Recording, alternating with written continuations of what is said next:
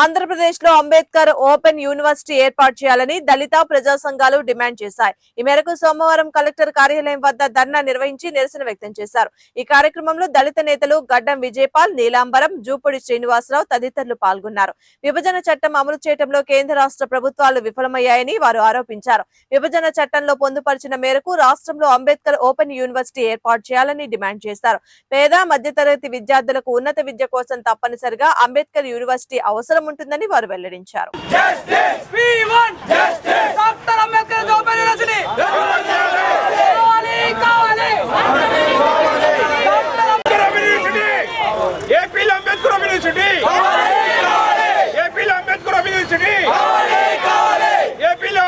నమస్కారం అండి. నా పేరు గడ్డం పాల్ విజయ్ కుమార్. కాంగ్రెస్ పార్టీ రాష్ట్ర ప్రధాన కార్యదర్శిగా, సోషల్ యాక్టివిస్ట్గా పనిచేస్తున్నాను.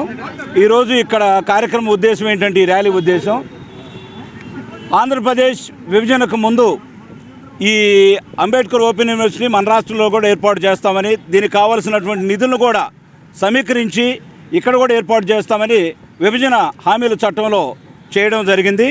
అయితే ఈ 10 సంవత్సరాల నుంచి అనేక సమస్యల్ని డాక్టర్ బిఆర్ అంబేద్కర్ ఓపెన్ యూనివర్సిటీలో పనిచేస్తున్న మరి ముఖ్యంగా మన ఆంధ్ర ప్రాంతం వాళ్ళు 400 పైగా స్టాఫ్ జీతాలందరూ కూడా ఇబ్బంది పడుతున్నారు. ఒక్కొక్కసారి అడ్మిషన్స్ కూడా కొనసాగినటువంటి పరిస్థితి వచ్చింది. 24-25 అడ్మిషన్స్ కూడా ఇప్పుడు పెండింగ్లో ఉన్నాయి. కాబట్టి ఆంధ్రప్రదేశ్లో కూడా డాక్టర్ బిఆర్ అంబేద్కర్ గారి పేరు మీదుగా ఓపెన్ యూనివర్సిటీ సాగాలని కోరుకుంటున్నారు.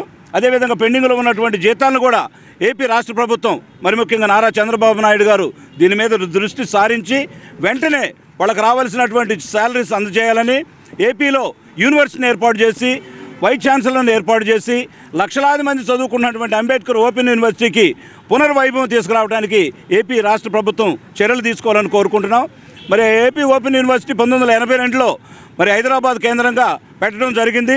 ఈ 45 సంవత్సరాల పైగా లక్షలాది బిఆర్ అంబేద్కర్ ఓపెన్ యూనివర్సిటీ నుంచి నేను ఎకనామిక్స్, పబ్లిక్ అడ్మినిస్ట్రేషన్, ఆంగ్ల సబ్జెక్టులో డిగ్రీలు పొందిన్నాను. ఒక విధంగా చెప్పాలంటే ఆంధ్రప్రదేశ్ ఓపెన్ యూనివర్సిటీ స్థాపించాలనే విషయం ప్రభుత్వానికి తెలుసు. 10 సంవత్సరాల తర్వాత షెడ్యూల్ ప్రకారం విడిపోతుందని కూడా అంతా తెలుసు. కానీ ప్రభుత్వం కావాలని నిర్లక్ష్య ధోరణి అవలంబించడం దురదృష్టకరం. ఒక విధంగా చెప్పాలంటే మన BR Ambedkar open university Ambedkar పేరుతో స్థాపించడం అనేది ఒక అదృష్టం. కానీ ఓట్ల కోసం వాడుకునేటువంటి అంబేద్కర్ యొక్క నామాన్ని, పేరుని ఉచ్చరించే వాళ్ళ ఓట్ల కోసం దద్దరిల్లించిన ఈ ప్రభుత్వాలు ఇవాళ అంబేద్కర్ ఓపెన్ యూనివర్సిటీ స్థాపించడానికి ముందుకు రాకపోవటం, దాని పట్ల ఎటువంటి ప్రయత్నం చేయకపోవటం, అలసత్వం వహించడం.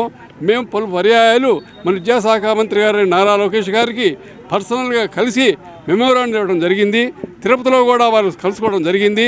అయ్యా, నేను చాలా బిజీగా ఉన్నాను, తర్వాత పరిశీలిస్తానని చెప్పారు. ఈ మహాన్మాన్ విద్యాశాఖ మంత్రి గారికి కుంభమేళా కావడానికి అవకాశం దొరికింది, కానీ ఇక్కడ మాత్రం ఈ కార్యక్రమం చేయడానికి అవకాశం దొరకడం దురదృష్టకరం.